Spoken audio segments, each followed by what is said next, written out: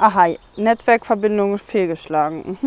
Ich bin mittlerweile 33 und habe vergessen, was ich sagen wollte.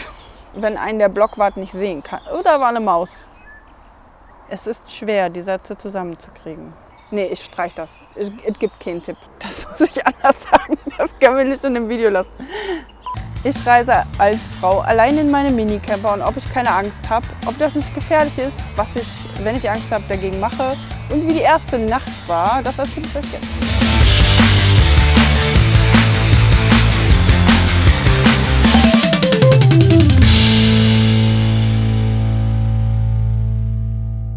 Ich bin das erste Mal in meinem Leben mit 24 Jahren verreist und das erste Mal alleine mit 25 Jahren.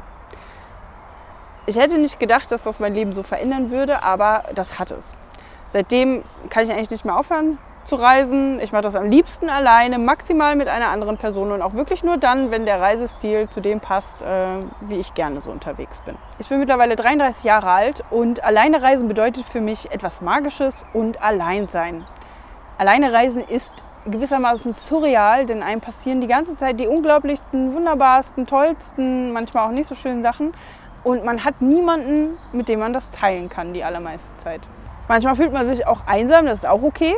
Aber die meiste Zeit macht mir alleine Reisen sehr viel Spaß. Denn es zeigt mir, was ich alles so auch alleine kann und wo ich nicht immer auf eine zweite oder mehr Person warten muss. Und dass viele Dinge nicht davon abhängen, ob ich jemanden finde, der auch Lust hat, das zu machen. Heute denke ich, hätte ich mal früher damit angefangen, alleine unterwegs zu sein und einfach loszufahren, auch wenn ich jetzt keine zweite Person gefunden habe, die genau zu der Zeit auch auf das gleiche Bock hatte. Hast du keine Angst, wenn du alleine reist? Auf diese Frage gibt es zwei sehr widersprüchliche Antworten, die gleichermaßen wahr sind, nämlich ja und nein. Also ich würde mal unterscheiden zwischen so physisch realer Angst, wo man wirklich Panik bekommt und das etwas als sehr bedrohlich empfindet, vielleicht weil man mit irgendwas schlechte Erfahrungen gemacht hat oder einfach irgendeine Phobie gegen was hat.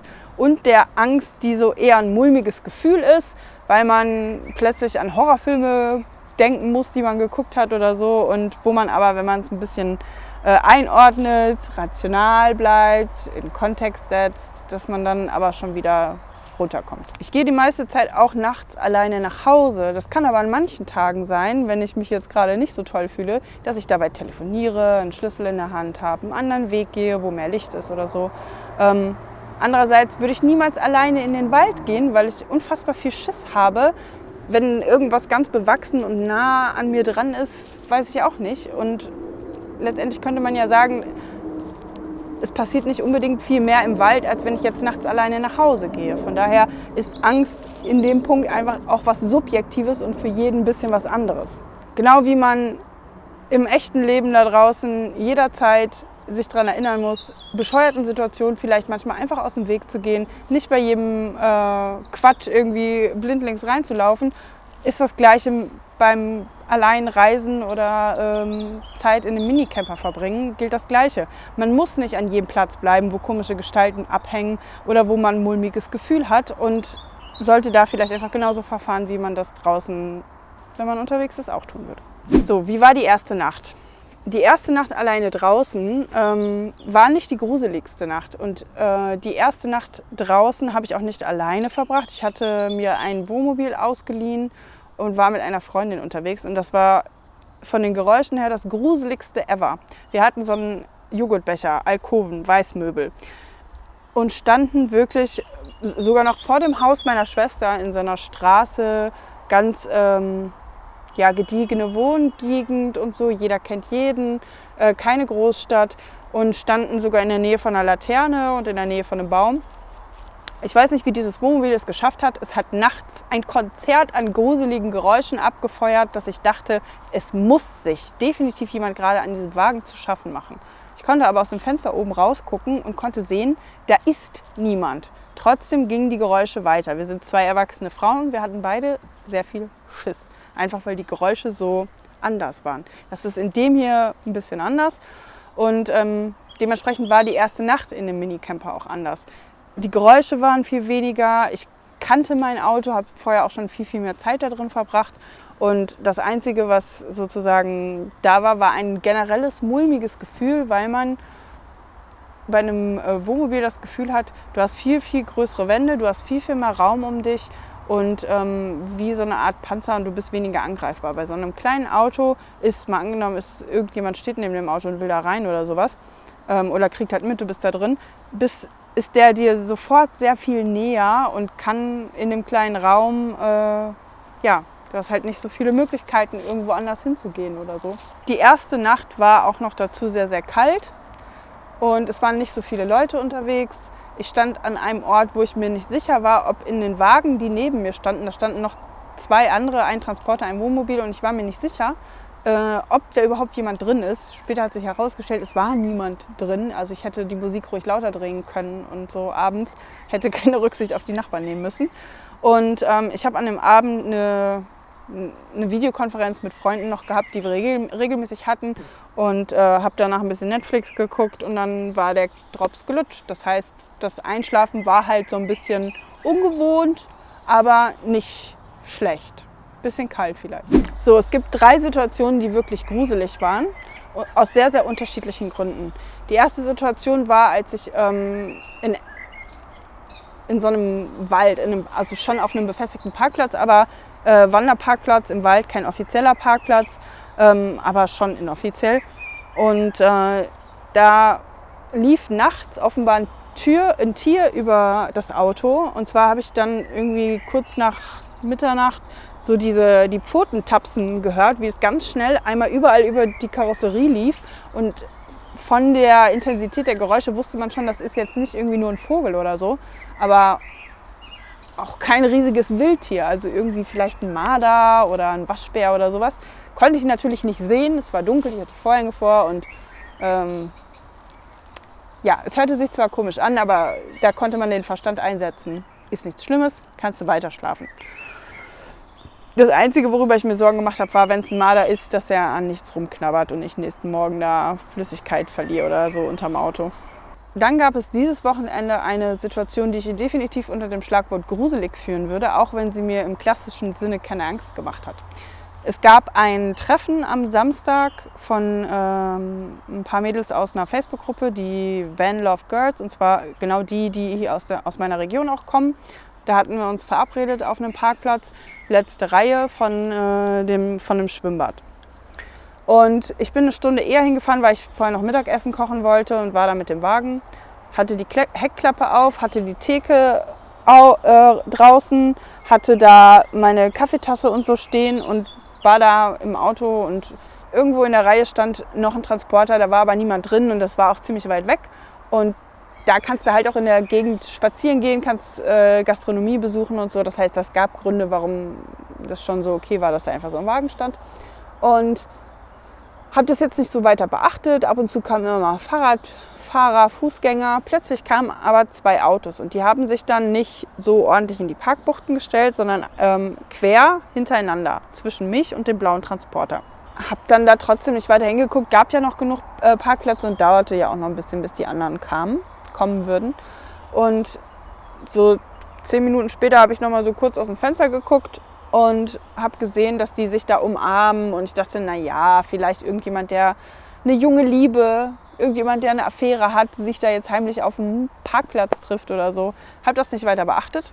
So 5 bis 10 weitere Minuten später hörte ich so plötzlich komische Geräusche und dachte so, ich kann das irgendwie gerade nicht zuordnen anhand der Informationen, die ich habe. Guck nochmal und dann sehe ich, wie die 2 da draußen außerhalb des Autos hardcore zugange sind.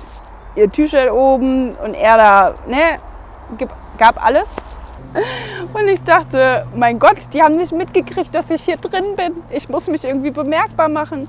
Und es dauerte nicht so lange, bis ich geschnallt habe, nein, sie haben sehr wohl mitgekriegt, dass ich da drin bin. Es ging ihnen genau darum. Sie haben halt immer mal wieder geguckt, ob sie auch wirklich Zuschauer haben. Es kamen Fahrradfahrer vorbei, Fußgänger vorbei, irgendwelche unbescholtenen Passanten und es hat die kein Stück gejuckt. Nicht nur das ganze Ding ging auch in eine Verlängerung. Irgendwann war dann er dran und die 2 sahen wirklich aus, als hätten sie sich in einem bekannten Dating-Format für Landwirte kennengelernt. Und er hatte noch so seinen Blaumann an, noch mit Werkzeug unten in den Taschen und so. Das war wirklich wie in so einem schlechten Film. Dann dachte ich, naja, jetzt hatte ja jeder mal so, ne, irgendwann werden die ja schnallen, ich reagiere nicht darauf, die haben hier den falschen Baum angebellt, fahren sie wieder. Offenbar nicht. Dann ging es im Kofferraum weiter. Und ich dachte, mein Gott, was mache ich jetzt? In ein paar Minuten schlagen hier die ganzen Frauen mit ihren Bussen auf und wir können, was soll da hier stattfinden? Das ist ja irgendwie schräg. Und habe ein bisschen gegoogelt und geguckt und so. Und dann habe ich rausgefunden, der Parkplatz, auf dem wir standen, da ist die letzte Reihe ein bekannter Treffpunkt, unter anderem auf Webseiten, so Namen kannst du dir nicht ausdenken, haben sich Leute dann verabredet. Offenbar, das ist ein Ding, ich kannte das nicht. Leute verabreden sich zum Auto und zum gegenseitig zugucken, Partnertausch mit Fremden. Gab es noch viel, viel mehr Parkplätze, unter anderem auch Parkplätze, auf denen ich regelmäßig mal unterwegs war und stand. Und einige, die ich noch auf meiner Liste zum Checken hatte. Das heißt, ich habe natürlich vor allem diesen einen Parkplatz jetzt erstmal da runtergeschmissen. Dann fing es aber Gott sei Dank an zu regnen und das Paar zuckelte langsam ab, so packte zusammen und so. Und sie fuhr als erstes weg und ich da in meinem Wagen und die ganze Zeit am Social Media zugange, um mich irgendwie abzulenken, weil ich dachte, ich kann die ja jetzt nicht ansprechen und fragen, ob die mal langsam fertig sind. Ich würde hier gleich Kaffeebesuch bekommen. Und und der Typ, anstatt abzuhauen, fuhr da mit seinem Wagen so schräg neben mich und fing an, das Auto abzuchecken. Da habe ich nur gedacht, ich muss ihm jetzt irgendwie unmissverständlich klar machen, dass es hier jetzt nicht zu einem gemeinsamen Interessensaustausch kommt. Und zwar habe ich ein Foto von dem Wagen gemacht und er hat dann, glaube ich, auch geschnallt, okay, sie fühlt sich belästigt. Ich weiß nicht, ob so ein bisschen die Wahrnehmung bei Leuten, die dann schon so einen Tunnelblick auf dieses Thema haben, ob die dann gar nicht mehr sich vorstellen können, dass da auch ganz viele normale Leute sind, die sich auf diesem Schwimmbadparkplatz aufhalten, die da keinen Bock drauf haben. Dann fand aber das Treffen ja auf diesem Parkplatz statt. Das heißt, die anderen rollten dann irgendwann an, ich erzählte die Geschichte und die eine, die dabei war, sagte, rate mal, welche Lektion ich an diesem Parkplatz vor ein paar Wochen ebenfalls gelernt habe. Hier ist nämlich das Gleiche passiert, also fast das Gleiche. Da gab es dann halt einen jungen Herrn, der immer um ihr Auto rumgeschlichen ist und immer so guckte. Und sie hat dann irgendwann mal ihn einfach angesprochen und hat gefragt, ob sie ihm helfen kann, was das denn soll. Und hat dann online auch gegoogelt und hat halt auch rausgefunden, dass das ein entsprechender Parkplatz ist. Und dieser Eindruck hat sich dann auch im Laufe des Abends bestätigt. Wir standen dann da, haben dann unseren Van-Kaffee getrunken und immer wieder kamen einzelne Herren vorbei oder Männer in Zweiergruppen, die auffällig langsam und ausgiebig checkten, wer wir sind, was wir da tun, die häufig auch mal einfach in den Büschen stehen blieben, oberkörperfrei und also Späßchen. Ungefähr 80 Typen. Also das war kein gut durchmischtes Schwimmbadpublikum, was an so einem Parkplatz so zu sehen ist, Familie mit Kindern oder so, sondern das war schon ein eindeutiges Klientel und auch die Karren, die zum Teil da gefahren wurden, die hätte man eher in St. Pauli vermutet als auf dem Schwimmbadparkplatz. Wir haben uns davon nicht stören lassen, haben das alles mit einer gehörigen Portion Humor genommen, aber ich weiß ganz genau, wenn ich vielleicht im Dunkeln irgendwo da gewesen wäre, hätte ich das nicht so lustig gefunden, weil das eher bedrohlich ist, als wenn helllichter Tag und ständig noch andere Leute vorbeikommen und du weißt, es kommt gleich eine Gruppe anderer Leute noch. Von daher definitiv eine Situation, auf die man sich vielleicht mal mental vorbereiten sollte. Das kann passieren, dann sucht man sich vielleicht einen anderen Ort. Da ja nun feststand, dass ich die Nacht nicht an diesem Parkplatz verbringen wollen würde, habe ich gedacht, naja, du kennst hier in der Gegend noch einen anderen Stellplatz, wo du schon mal warst, fährst da halt ein paar Kilometer weiter, gehst dahin. Und das war der gleiche Abend, stand ein junger Mann, und es war noch einigermaßen hell, stand ein junger Mann auf dem Parkplatz, so ich würde sagen Mitte, Ende 20, so nicht unauffällig, so von der Erscheinung habe ich mir nichts weiter gedacht. Wunderte mich nur, dass er so mitten auf dieser Einfahrtsstraße stand und irgendwie, vielleicht hat er auf ihn gewartet. Ich bin auf jeden Fall rumgefahren, hinten zu den Parkplätzen, hab mir das mal angeguckt Und saß dann da und habe im Handy gesucht, welche Alternativen ich noch habe. Und während ich da so in mein Handy guckte, ich sah so aus dem Augenwinkel sein Auto, kleiner roter Fiat. Und er kam dann so auf das Auto, auf mein Auto zugelaufen. Und ich dachte, naja, der will jetzt vielleicht mal gucken, ob das die Person ist, mit der er sich da verabredet hat oder was. Auf jeden Fall lief der schnurstracks auf meine Seitentür zu, wo ich vorne auf dem Fahrersitz saß. Nicht cool. Nicht cool. Passanten gehen vorbei am Auto, halten Abstand. Gerade wenn eine Frau alleine ist und du bist ein Typ, mach das nicht. Das ist scheiße. So, ich habe ihn natürlich mit meinem vernichtendsten Blick angeguckt, den ich so gerade rausholen konnte. Und er ist dann sehr nah an meiner Tür und vorne an der Front vorbeigelaufen. Und ich habe mich schon mal bereit gehalten, wegzufahren. Auf jeden Fall stand fest, da war irgendwas nicht so richtig koscher. Und als er dann vor mir an der Windschutzscheibe stand, guckte er so provokant ins Auto, schnalzte, zwinkerte mir zu. Und ich dachte nur, was ist heute los? Was ist das für ein Tag? Fahr besser weiter. Nämlich ganz langsam weitergefahren. Aber gehört zu den Situationen, die ich bisher am gruseligsten fand.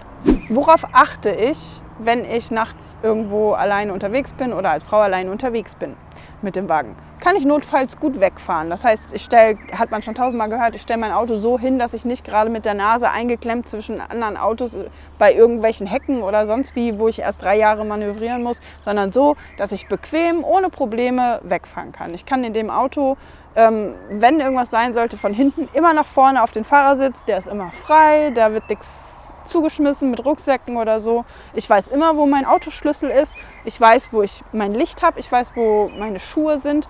Und sobald es wirklich sehr dunkel ist und ich merke, da ist jetzt niemand mehr hier drumherum, wo ich sagen würde, unbedrohlich, schließe ich halt das Auto ab. Ich gehe nachts nicht nochmal, wenn ich alleine unterwegs bin, aus dem Auto in irgendeinen Busch oder sowas. Das war auch der Grund, warum ich diese Toilette unbedingt im Auto haben wollte, damit ich eben nachts nicht alleine in den Wald gehen muss, um mit meinem Spaten da ein Loch zu graben und mir doppelt vor Angst in die Hosen zu machen. Dann gucke ich mir an, wie sieht der Parkplatz aus. Liegen da viele Kondome und Feuchttücher? Vielleicht eher nicht. Grundsätzlich, wenn ich mit dem Auto unterwegs bin, nicht nur wenn ich fahren will, ich trinke einfach keinen Alkohol. Insbesondere, wenn ich alleine unterwegs bin. Selbst wenn ich auch länger an dem Ort bleiben will oder so. Ich sorge einfach dafür, dass ich immer weiter fahren kann, wenn ich das möchte.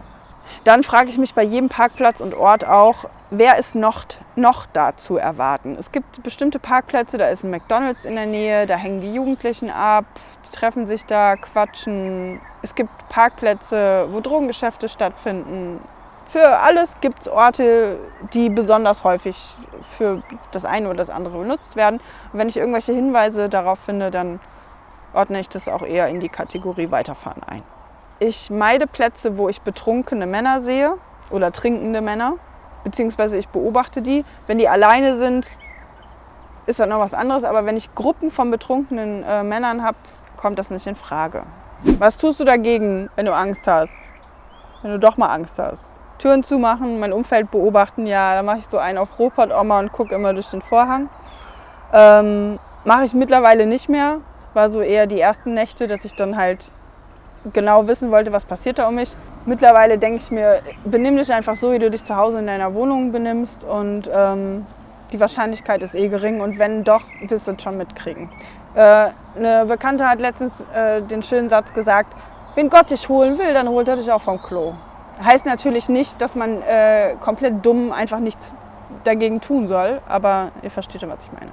Rational bleiben, sich über Wahrscheinlichkeiten informieren, in Kontexte einordnen oder vielleicht mal den Ort tagsüber schon mal abchecken.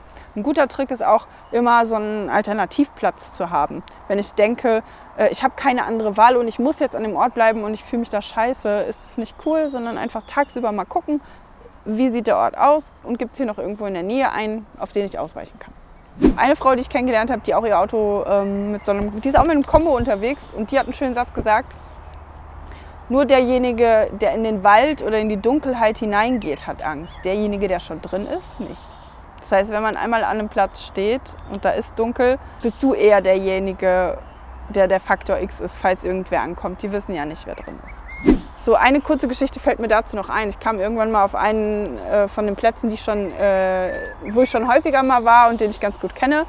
Und ist auch ziemlich in der Pampa und da kommen nicht so viele Leute vorbei und ab und zu steht da auch mal jemand. Aber der ist groß genug, da rückt man sich nicht so auf die Pelle. Und ich kam da sehr, sehr spät abends an, ich glaube nach 11 irgendwann. Und es war auf jeden Fall schon so dunkel, dass man nicht mehr sehen konnte, wer in diesem Auto sitzt. Und da stand so ein Pösselverschnitt, so ein größerer Kastenwagen. Und als ich angefahren kam, ist nämlich genau das Muster abgelaufen, das bei mir in den ersten Nächten abgelaufen ist. Vorhang zur Seite schieben, rauslinsen, gucken, wer kommt da, schnell alle Lichter ausgemacht und dann leuchten die Autos ja immer noch mal einmal auf, wenn man die so mit Zentralverriegelung zumacht, war auch. Dann dachte ich, uiuiui, heute hast du aber mal einen Parkplatz, wo jemand anderes ist, der deutlich mehr Angst hat. An dem gleichen Abend kam auch eine Gruppe Jugendlicher vorbei, die mit einem Bollerwagen und fetter Musikanlage aus dem Wald kamen. Ich weiß nicht, was die da gemacht haben. Einfach wollten sie mal wieder feiern oder Corona zu lange eingesperrt. Und hörten dann das ganze Apache-Album durch, grölten und sauften. Aber die haben halt nicht vermutet, dass ich in diesem Auto drin bin. Das heißt, ich konnte die ganz gut so im Blick behalten und wenn mal ein Auto vorbeifuhr, konnte ich auch sehen, okay, wie viele sind das, sind die mit sich selber beschäftigt und so. Von denen ging soweit keine Gefahr aus, aber kann halt auch passieren und heißt nicht immer, dass jeder sofort denkt, oh, da ist ja auch jemand im Auto. Vielleicht noch ein Tipp an die Herren unter euch. Wenn ihr mit dem Camper unterwegs seid und ihr seht, da reist eine Frau alleine, könnt ihr was ganz Nettes machen, nämlich erstmal Abstand halten, Ungefährlichkeit signalisieren. Damit nehmt ihr vielen Leuten auf jeden Fall schon den Stress, dass sie nicht erst checken müssen, ist das wieder einer, von dem ich die Dinge zu erwarten habe, mit denen die allermeisten Frauen ständig Erfahrung machen. Wenn ihr coole Camper sein wollt, dann nett sein, Abstand halten, respektvoll sein und Ungefährlichkeit demonstrieren. So. Wenn ihr alleine reist, schreibt mir auf jeden Fall mal in die Kommentare, ob ihr da bei der ersten Nacht Angst habt und wenn ihr Angst habt, was ihr dagegen macht. Und wenn euch das Video gefallen hat, gebt einen Daumen nach oben und abonniert den Kanal.